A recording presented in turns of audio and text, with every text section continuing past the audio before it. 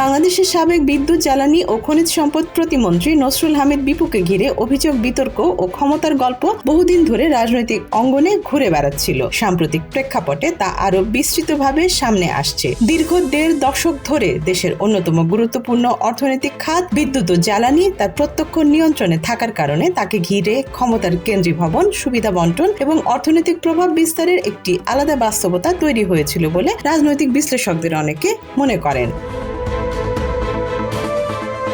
একটি রাজনৈতিক উত্থানের পেছনে পারিবারিক ঐতিহ্য বড় ভূমিকা রেখেছে বলে আলোচনা রয়েছে। তার বাবা হামিদুর রহমানের সঙ্গে শেখ মুজিবুর রহমানের ঘনিষ্ঠতা ছিল, যা পরবর্তীতে শেখ হাসিনার সময় রাজনৈতিক পুঁজি হিসেবে ব্যবহৃত হয়। এই সম্পর্ককে ভিত্তি করে তিনি নিজেকে দলীয় অভ্যন্তরে একটি বিশেষ অবস্থান প্রতিষ্ঠা করেন, এমন অভিযোগ বহু নেতাকর্মীর।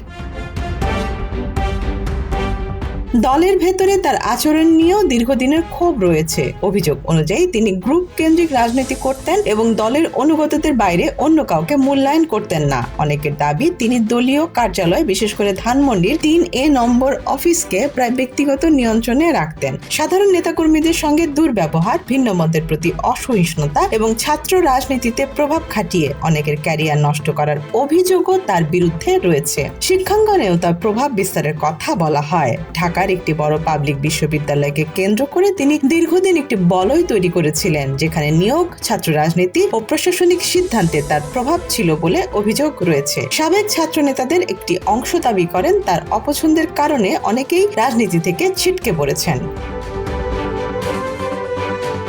ব্যবসায়িক দিক থেকে তার বিস্তৃতি আরো বড়। হামিদ গ্রুপের মাধ্যমে তিনি রিয়েল এস্টেট, তৈরি পোশাক, কৃষি, শিল্প, জ্বালানি এবং আমদানি রপ্তানি খাতে বিশাল সাম্রাজ্য গড়ে তোলেন বলে বিভিন্ন সূত্রে দাবি করা হয়। প্রিয় প্রাঙ্গণ নামে আবাসন প্রকল্প তার ব্যবসার একটি পরিচিত ব্র্যান্ড। তবে এই প্রকল্প ঘিরে জমি দখল, কম দামে জমি কিনে নেওয়া এবং প্লট হস্তান্তরে প্রতারণার অভিযোগ রয়েছে বহু ভুক্তভোগীর।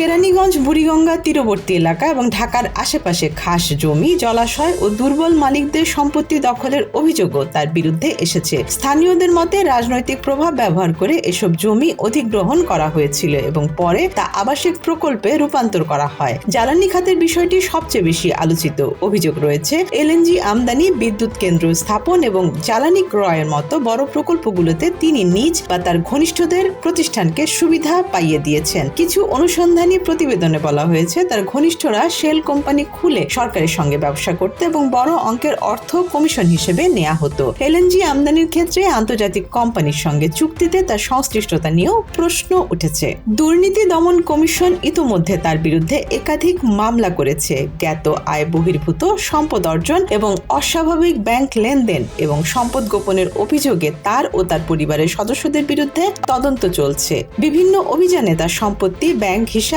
এবং নগদ অর্থ জব্দ করা হয়েছে। তবে সংশ্লিষ্ট তদন্ত কর্মকর্তাদের ধারণা, এখন পর্যন্ত যে পরিমাণ সম্পদের তথ্য পাওয়া গেছে তা প্রকৃত সম্পদের তুলনায় খুবই কম।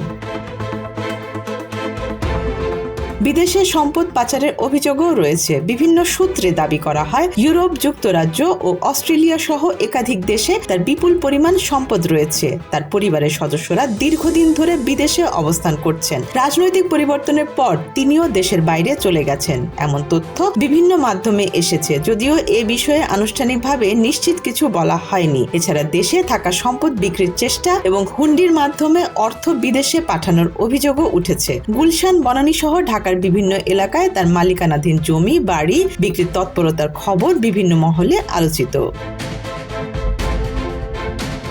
আরও একটি গুরুত্বপূর্ণ অভিযোগ হচ্ছে তার অনুপস্থিতিতে তার ব্যবসা ও সম্পদ পরিচালনায় কিছু বিশ্বস্ত ব্যক্তি কাজ করছেন, যাদের মধ্যে প্রশাসনের সঙ্গে সংশ্লিষ্ট ব্যক্তিদের ঘনিষ্ঠ দ্বন্দ্বের নামও এসেছে। এই বিষয়টি রাজনৈতিক অঙ্গনে নতুন করে বিতর্ক তৈরি করেছে।